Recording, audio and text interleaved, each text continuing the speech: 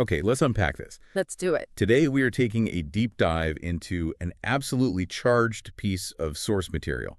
It's a dense policy paper full of quantitative data, but it presents a thesis that is, well, nothing short of revolutionary. I'd say so. The core idea is that the decline in economic and political power for the average American citizen since 1979 isn't some kind of statistical accident. No, not at all. They call it a coordinated plan in action. It's an intensely aggressive argument. I mean, the paper doesn't mince words at all. It frames this whole period from 1979 right up to today. The data often runs through 2024, sometimes projecting to 2025 as a deliberate era of, and this is their term, systematic hyper-empowerment of corporations, civic erosion, and economic injustice. So they're arguing that the market forces we generally think of as, just normal and inevitable Are, in fact, according to the source, a very carefully rigged system, a system designed specifically to transfer massive, and I mean massive, amounts of wealth upwards. And the conclusions they draw from this data analysis are, frankly, mind-bending. The source asserts that the state has consciously created a political and economic environment where corporations... Which are legally defined as persons, of course. Right. And these persons now wield political influence and possess concentrated wealth that literally surpasses the economic output of many sovereign nations. It's a staggering claim. They're not just saying the economy is broken. They're arguing the entire democratic structure has been inverted, flipped on its head. And that structural inversion is really the ultimate conclusion here. Yeah. Well, before we get into the numbers from the Bureau of Labor Statistics and the IRS, we have to acknowledge the context. It is highly charged. Oh, absolutely. This document uses an intensely radical and I would say conspiratorial philosophical framework to interpret all this data. We're talking about explicit language referencing groups like the Synagogue of Satan, Zionists, and Freemasons. And describing this whole transformation as a generational plan of hate. It's extreme language. It is. And it's absolutely essential context. Yeah. So, as we always do, for the purpose of this deep dive, we are immediately setting that entire philosophical, political, and historical commentary aside. Right.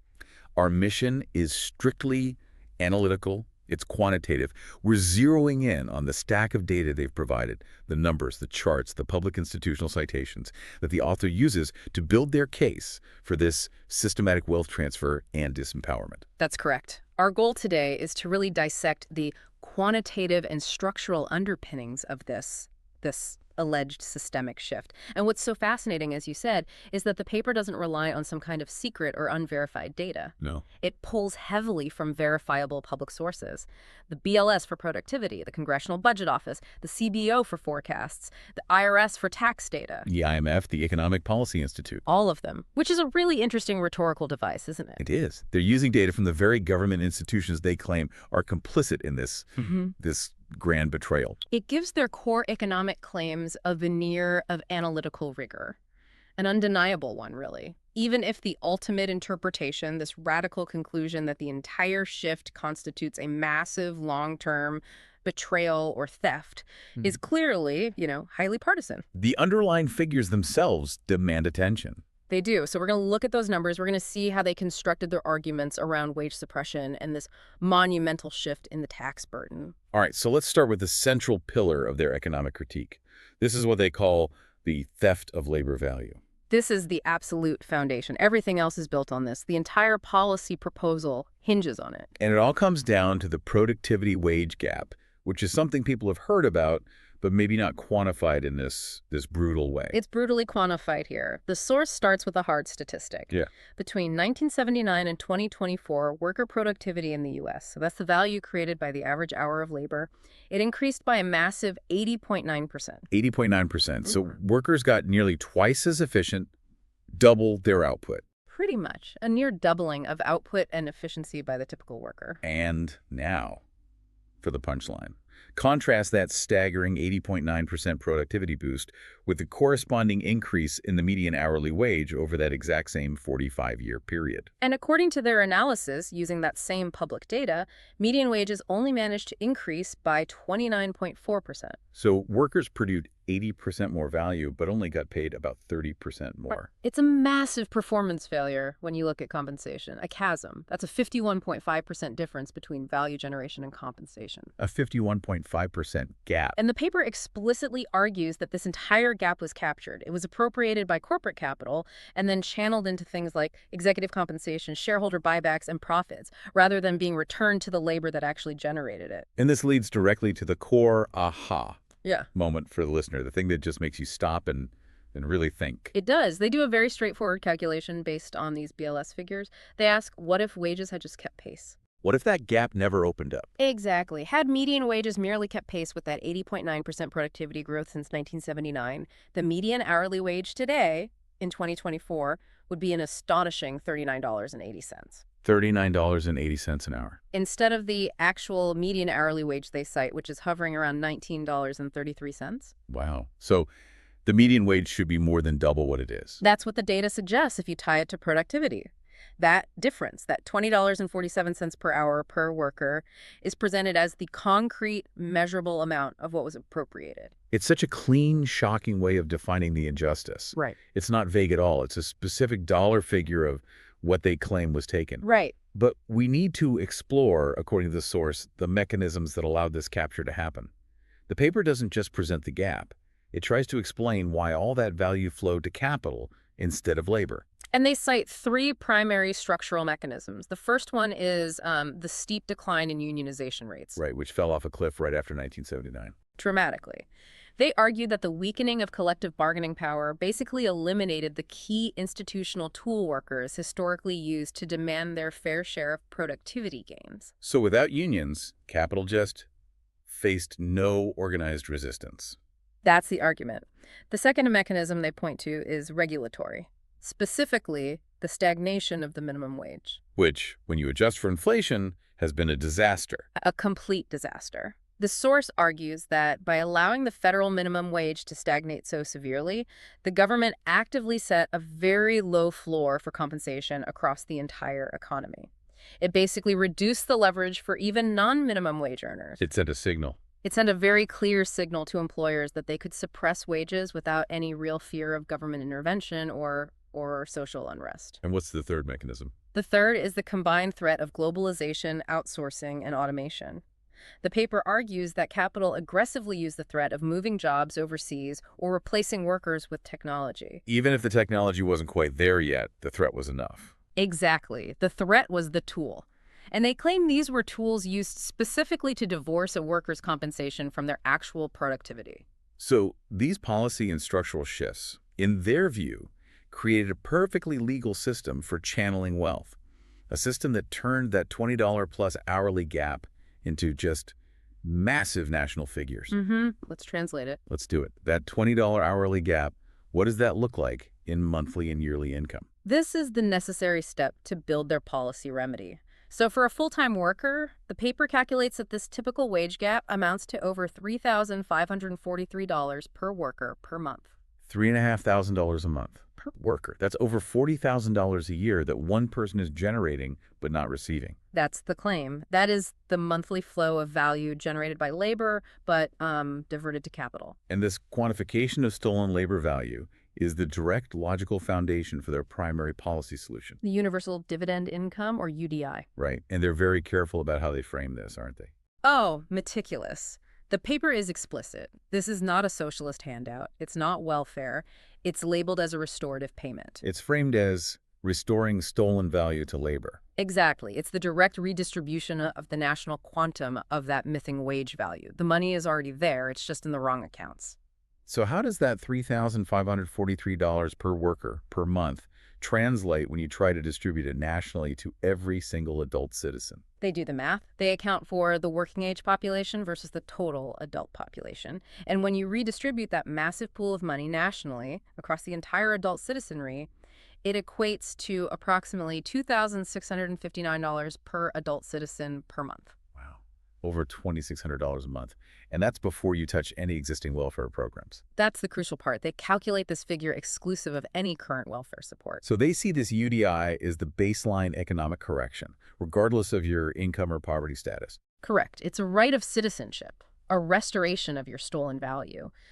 Then, the paper notes that if you were to consolidate and add in the current average monthly welfare expenditures per adult, which they estimate pretty conservatively at around $750 a month, Then the number jumped. the initial proposed UDI jumps to $3,409 per adult per month. So that's over $40,000 a year per adult just from restoring this alleged stolen labor value and consolidating welfare.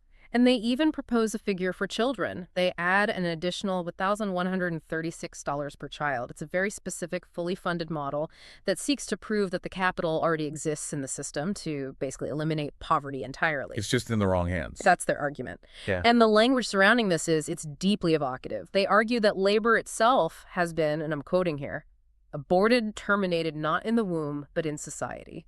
What does that even mean? The idea is that the economic fruits of a worker's effort were successfully grown. The value is created. But a policy framework intervened right at the point of harvest. And stop those fruits from reaching the worker. Right. It prevented those fruits from reaching the economic hands of the laborer and instead channeled them upward into the capital class. And this systemic structure is presented as the single greatest economic injustice of the last half-century. Now, as thorough as that initial calculation is, that $3,400 UDI proposal, it relies entirely on one major component, the official government statistics for inflation. The Consumer Price Index, the CPI. The CPI. And here's where it gets really interesting, because the paper then turns its guns on the very inflation measure it just used for its baseline calculation. That's the pivot. This is the point where the claim escalates in severity. They introduce a massive caveat asserting that the government-reported CPI underrepresents real cost of living increases. They're essentially calling it a fraudulent measure. A fraudulent measure designed specifically to minimize the perceived wage crisis.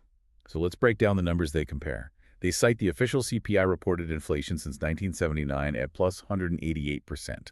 So prices have, roughly tripled. That's the official story, yes. But they contrast this with what they call real inflation. What's the difference? They focus specifically on inelastic goods, essentials, things that citizens can't easily opt out of buying. Like housing, food, healthcare. Exactly. Housing costs, fuel, and healthcare. For these essential sectors, they claim the real increase has been a shocking plus 300% to plus 500% over the same period. Okay, wait. That is an astronomical difference. If the cost of keeping a roof over your head and staying healthy has actually quintupled, While your wages only went up 30%. then the economic hole you're in is so much deeper than the official story suggests. Precisely. The source argues this massive discrepancy has actively masked the decline in living standards. It's eroded the true value of pensions and fixed wages far more severely than the public accepts because the dollar that the worker did earn was being devalued at a secret accelerated rate. So why do they claim the CPI is flawed? What are the specific mechanisms they say the government is using to cook the books, essentially? They point to two primary methodological issues. First, something economists call substitution bias. Okay, break that down for us. This is the assumption that when the price of a certain good, let's say steak, rises too quickly, consumers will just substitute it for a cheaper alternative, like hamburger. The CPI reflects that switch. But the paper says that's misleading. It says it's misleading because that methodology inherently undercounts the cost of maintaining a fixed standard of living, especially for essentials where substitution just isn't an option. Right. You can't substitute cheaper rent if all the rents are going up exponentially. You can't just decide to get a cheaper form of life-saving surgery. Exactly. The second mechanism they criticize fiercely is something called hedonic adjustments. Hedonic adjustments. Sounds complicated. It is a bit. This is where the price of a good is adjusted downward because its quality or technology has improved. So a new computer might cost the same as an old one, but since it's, 10 times faster, the CPI treats the price as if it actually went down. I see. So it looks like deflation, even though you still paid the same amount of money. Right. And the paper argues this is manipulative because while technology gets better, the average person still needs the same amount of food, shelter, and energy. And the soaring price of those inelastic necessities is being masked by cheaper electronics. So if the cost of living really did quadruple or quintuple, while the official story only showed a tripling, that means their initial calculation of the wage gap is not just wrong, it's a severe underestimate. A severe underestimate of the systemic problem. We have to understand the compounding effect. The paper uses the rule of 72 to drive this point home to illustrate the exponential difference. How does that work? Well, imagine the official CPI averaged 2.5% annually over these 45 years. At that rate, prices roughly double every 29 years. Okay, so over 45 years, they would triple or maybe a little more. That gets us to that 188% figure they cited. But what if the true inflation rate for essentials, housing, food, energy was consistently compounding at 4% annually, which is a common figure cited for real cost of living increases? What happens then? Well, at 4%, prices double in about 18 years. So over the full 45-year span since 1979, the difference is just enormous. The actual cost of living may have easily quadrupled, while the official CPI was suggesting it merely doubled. And remember, median wages only went up 30%. 30%. That is an astonishing claim. It suggests that nearly every American household is being deprived of half their economic potential, not just a small piece of it. Let's really pause on that. If half the potential national wealth is being captured and hidden by inflation manipulation, the scale of this alleged betrayal is just exponentially larger. The paper is essentially saying the government didn't just allow the theft of your productivity, they actively concealed the depreciation of the small compensation you did receive. And this forces a revised UDI calculation. Because the initial model used the official CPI to anchor the purchasing power of that $19 wage. And now they're saying that anchor is completely worthless. It's worthless. So how much higher do they claim the wage gap must be if we reflect this higher real inflation? Well, if you accept the premise that true inflation was doubling the cost of essentials faster than the CPI indicated, that monthly wage gap per worker is no longer $3,500. The source revises this shortfall to be closer to $4,500 to $6,000 per worker per month. So an increase of at least 30% in the scale of the alleged injustice. At minimum. And what does this massive revised shortfall imply for what median household income should be today, just to maintain 1979 purchasing power? I'm almost afraid to ask. Based on the real inflation figures and productivity tracking, the paper suggests that median household incomes today should be near $120,000 to $150,000 annually. $150,000 instead of what, $70,000? Instead, they hover closer to $70,000. So this drives their final, most aggressive policy revision. The true economic correction needs a much higher payment. Absolutely. The conclusion is that true economic justice, based on these higher real inflation figures, implies a universal dividend income closer to $4,000 to $5,000 per month for every adult. 4,000 to 5,000 a month. And they frame this revised UDI as being fundamentally justified by the greater theft revealed by underreported inflation.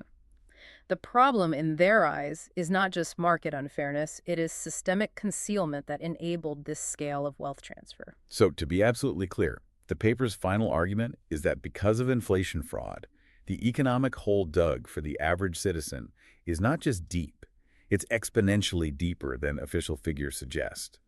And that justifies a UDI that would completely transform the economic landscape of the country. Which brings us to the structural component. The economic problem of wage suppression is huge, but the source argues it's only possible because of a prior and really profound shift in political power. The systemic hyper-empowerment of corporations. Exactly. They use indexed data to highlight this wealth inversion, setting 1979 at a baseline of 100% for both income and corporate profits. It creates an incredible visual disparity. It really does. So when you track the trend, median disposable income, the money the average person actually has to spend, has actually fallen. It's down to between 85 and 90% by 2024 when you adjust for the real inflation they claim. So the average person is actually poorer than they were in 1979. In terms of purchasing power for essentials, yes. But now look at the destination of all those productivity gains. Average corporate profits have skyrocketed to between 400 and 500% over the exact same period. Quintupling of profit accumulation. That graphically represents the transfer right there. Yeah. Income stability for the average person declined, while the entity allegedly capturing their productivity, the corporation, multiplied its wealth by 4 or 5 times. And the paper then shifts to analyze the mechanisms that allowed for this political inversion. And they point straight to the tax structure. The tax contribution collapse. This might be the clearest structural evidence of political inversion they present. It's stark. In 1979, corporate tax contributions made up a huge chunk of federal revenue, about 40%. 40%. And individual income tax was about 50%. Roughly. Now, fast forward to the 2024 figures they cite. Corporate tax contributions have collapsed to a mere 7% of federal revenue, 7% from 40. while individual income taxes are now bearing almost the entire burden of funding the government, standing at approximately 88%. That's a staggering collapse, a 33-point collapse in corporate responsibility. So the question becomes, how did the source claim this shift was engineered? This wasn't just, a single tax cut in 2017. They argue it was a decades-long strategic dismantling. They do. The paper outlines specific legislative and structural changes they claim were coordinated to achieve this collapse. First, the reduction of capital gains taxation. Right. Taxing wealth less than work. Essentially, yes. The paper argues that by continually shifting the tax burden away from corporate investments and income capital and onto personal earned wages labor, the state deliberately favored passive wealth accumulation over active work. And what about international tax structures? That's a massive component of corporate tax avoidance. They dedicate a whole section to this. They argue that the creation of loopholes, especially those related to intellectual property transfer and overseas tax havens, allowed massive corporations to declare their profits in low-tax jurisdictions. So they effectively pay zero U.S. tax on income they got from U.S. consumer spending. Exactly. This created a system of profit shifting that was legally sanctioned by Washington. And the irony they highlight here is striking. The paper calls it the irony. It is. Citizens now fund the foundational infrastructure and R&D things like GPS, the backbone of the internet, foundational medical research. Through their 88% tax contribution. Right. And yet corporations, which have paid a rapidly diminishing 7% share, are the ones who utilize that publicly funded infrastructure, that research, that legal system for massive quintupled profit generation. So the citizen pays for the roads, the police, the courts, and the technology, only for the highly empowered corporation, which contributed almost nothing, to monopolize the benefits. The paper calls this a system of corporate welfare funded entirely by the workers. And this political inversion leads directly to the sheer scale of modern corporate power. They move beyond the tax code and into the question of global influence. The comparative power claim.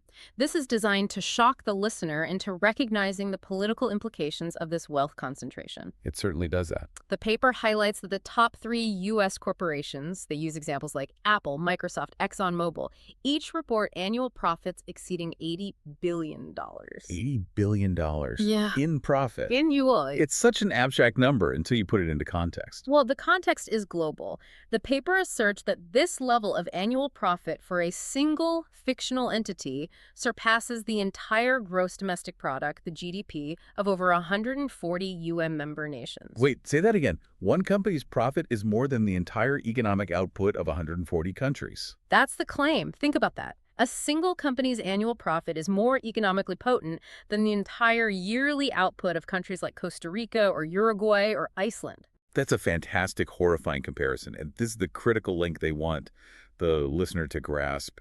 If these entities have economic power that exceeds sovereign countries, what does that mean for our own domestic regulation and democracy? It means they are superpersons in the civic space. And they argue this power was legally cemented by the Citizens United Supreme Court ruling in 2010. The money equals speech decision. Right. By affirming that money equals speech, the source argues that corporate political expenditure is now treated as this inalienable right, and it completely drowns out the voice of the individual citizen. And the numbers they cite back up that drowning effect. They detail that corporate political expenditures now eclipse individual contributions by a factor of 20 to 30 times. And that's before lobbying. The lobbying industry expenditure reached over $3.8 billion in 2023 alone. You spend $3.8 billion on lobbying. You don't just influence policy, you essentially write it. The asymmetry is what fundamentally inverts the democratic process. Meanwhile, they point out this painful irony about the protection of rights.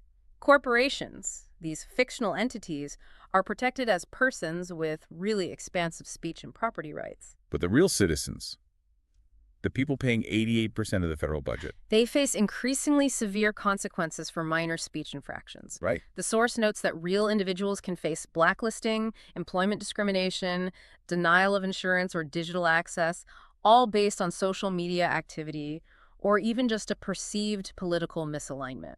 So the paper concludes that this inversion means the fictional entity now has more expansive and protected rights than the actual human being that created it. Yes. The structural architecture protects capital at the expense of labor and individual liberty.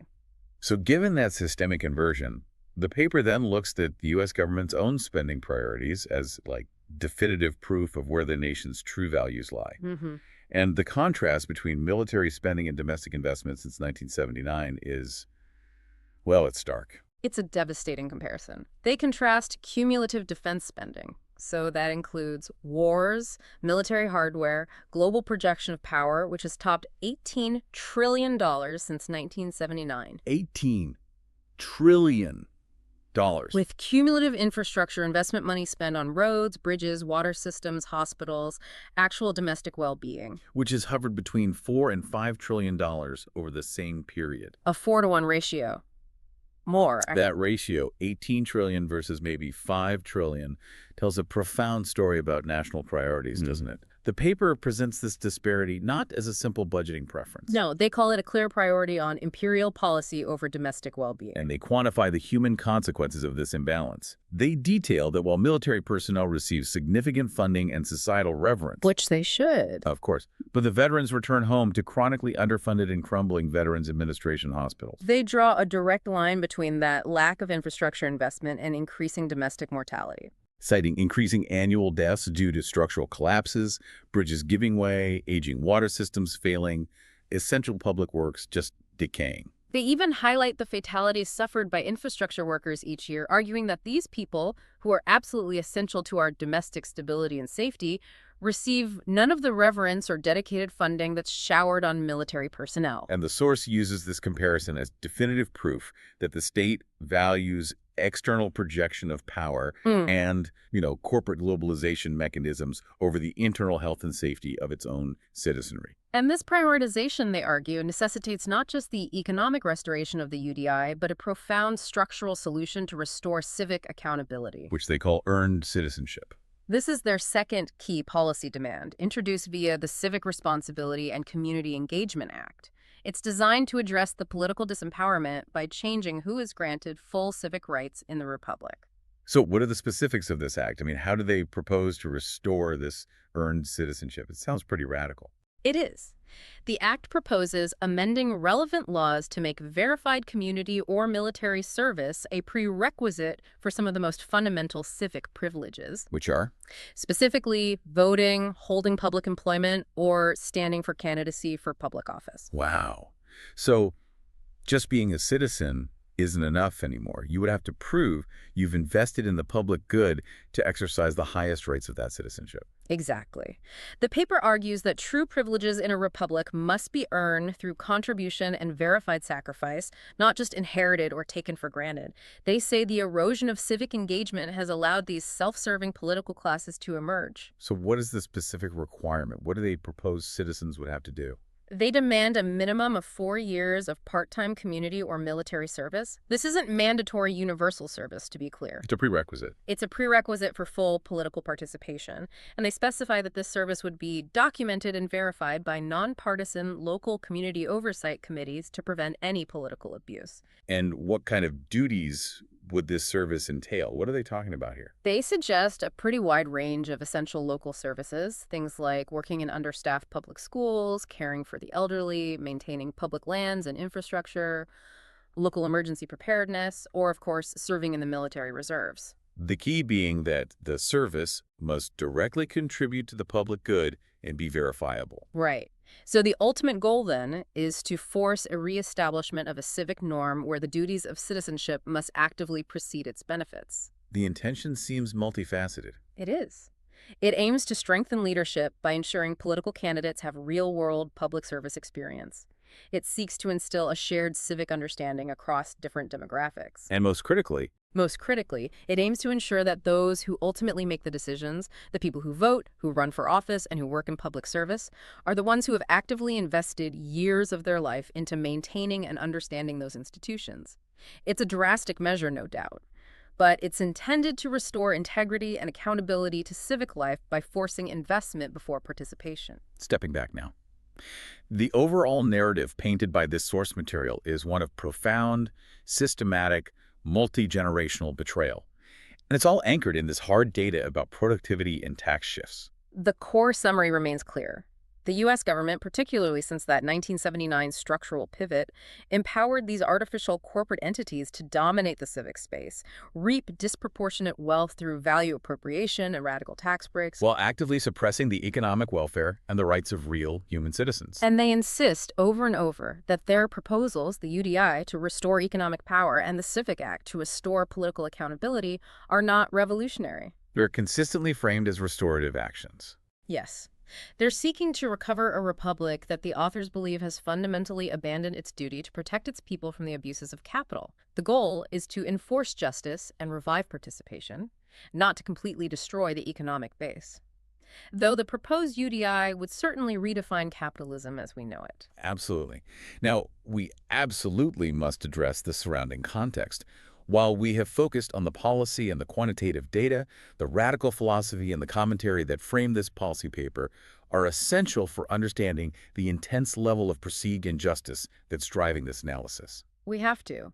We noted that the structural arguments are meticulously built using BLS and IRS data, but the surrounding discussion section delves into areas of radical political philosophy and, frankly, conspiracy theories that provide the deep context for the author's anger. So let's provide a brief, neutral explanation of the alternative history claim that's included in the paper. This is the belief that the U.S. government has been secretly operating as a for-profit corporation since 1871. Right. The source material is drawing upon a specific strand of anti-government belief, sometimes related to the sovereign citizen movement. It argues that the 1871 Act of Congress effectively created a separate, illegitimate corporate entity for Washington, D.C. And they claim this entity secretly uses things like interstate commerce laws, admiralty law, and the Federal Reserve to exert control over the states and treat the people as the enemy. Or as collateral, as the paper suggests, something to be exploited. And this historical claim, whether you believe it or not, provides the foundation for their feeling of total betrayal. The author believes the current system isn't just flawed, it's a corporate front masquerading as a republic. Which, in their view, justifies their extreme policy proposals. And crucially, we must neutrally report on the fact that the discussion section immediately following these policy demands contains extremely radical and violent rhetoric.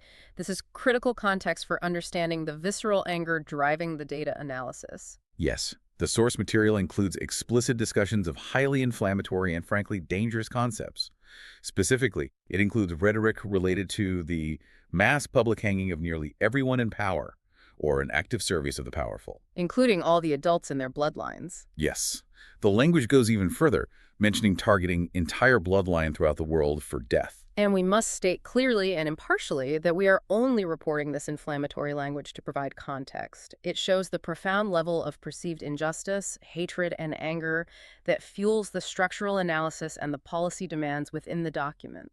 This fulfills our duty to report on the source material provided. We are not endorsing or discussing the feasibility of such violence in any way. Not at all. But the authors clearly view this kind of extreme violence as a necessary correction for what they repeatedly describe as years of open genocide enabled by policy. The intensity of that rhetoric. It underscores a complete loss of faith in existing political and legal structures. A total loss of faith. The authors see the system as irredeemably corrupt. And that implies that only total systemic obliteration, or the radical restoration outlined in their policy proposals, can possibly restore justice to the population that has suffered decades of systematic disempowerment. So what does this all mean for you, the listener, as you try to synthesize this incredibly dense and aggressive material? I think the core takeaway is this dual realization about magnitude.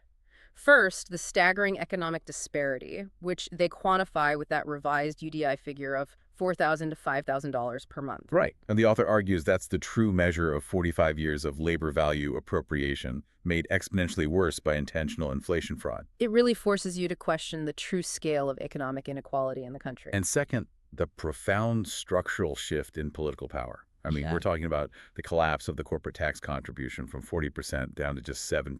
Combined with the massive, country-surpassing political influence bought by those same entities that are paying next to nothing into the public purse. So the source material really forces you to reconsider the mainstream narrative of economic history. It frames post-1979 policies not as accidental economic mistakes, but as intentional acts of systematic wealth transfer and political inversion. It also raises a fascinating inherent contradiction that demands some critical thought. What's that? The policy paper relies heavily on verifiable data from respected government institutions, the BLS for productivity, the IRS for tax data, to successfully argue for the injustice and justify the UDI. Right. They use the government's own numbers. But then they simultaneously claim that the inflation data from those exact same institutions, the CPI, is fundamentally fraudulent and unusable. Ah, that's the pivot point. You trust some government data to prove the initial injustice, but you have to reject other government data to maximize the scale of that injustice and justify a much larger solution. Exactly. When you're analyzing structural injustice and developing policy solutions, how do you rationally decide which official data points from which sources to trust and which to reject? And how does that decision fundamentally shape the remedy you propose? It's a profound challenge to critical thinking. It is. It's something we leave you with. And finally, consider the implications of that $18 trillion in cumulative defense spending versus the $4 to $5 trillion dedicated to infrastructure investment over the last 4 decades. What does that spending disparity tell us about our national priorities and what the country truly values most? External projection of power and imperial policy, or domestic well-being, safety, and stability for its citizens? That allocation of resources is the clearest measure of the kind of society you are investing in.